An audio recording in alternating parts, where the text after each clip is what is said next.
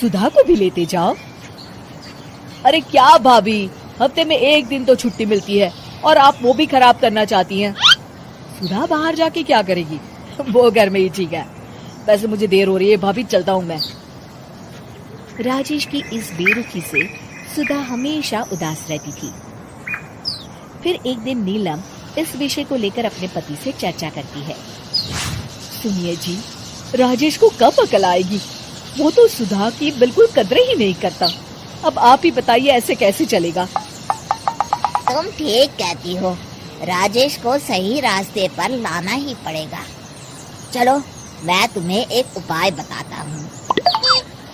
फिर 2 दिन के बाद नीलम बाजार से खरीदारी करके घर लौटती है। ये लीजिए माँ जी, मैं आपके लिए नई साड़ी लेकर आई हूँ। बबलू, ये तुम्हारे लिए। नीलम सबके लिए कुछ न कुछ लेकर आती है। भाभी, आप मेरे लिए कुछ नहीं लेकर आई क्या? अरे राजेश, तुम क्या समझते हो, मैंने कोई बैंक खोल रखा है या फिर घर के आंगन में पैसों का पेड़ लगा रखा है? तुम हर बात के लिए मुझसे उम्मीद क्यों रखते हो? अब बड़े हो गए हो, अच्छा कमाते हो। क्या भाभी, मैं तो बस। अरे बस भी करो, तुम्हारी ये बच्चे जैसी नासमझ बातें सुनने के लिए मेरे पास बिल्कुल वक्त नहीं है।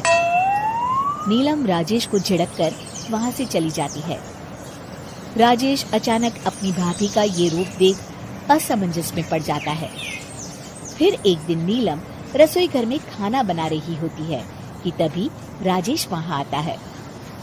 भाभी, आज मैंने अपने बॉस से वादा किया है कि उनके लिए आपके हाथों का बना गाजर का हलवा लेकर आऊंगा। आपके हाथ से बने गाजर के हलवे में तो जादू है, जादू। मेरे बॉस तारीफ करते नहीं थकते। प्लीज अब जल्दी से बना दीजिए ना भाभी। नीलम राजेश के ऊपर भड़क जाती है। तुम्हारा दिमाग खराब है क्या? आखिर तुम मुझे समझते क्या हो? इस घर की नौकरानी? जब देखो तब फरमाइश करते रहते हो, भाभी ये बना दो, भाभी वो बना दो। अरे तुम्हारी पत्नी सुधा भी तो इस घर में रहती है, तुम उससे कुछ क्यों नहीं कहते? भाभी, आप इस तरह की बातें क्यों कर रही हैं?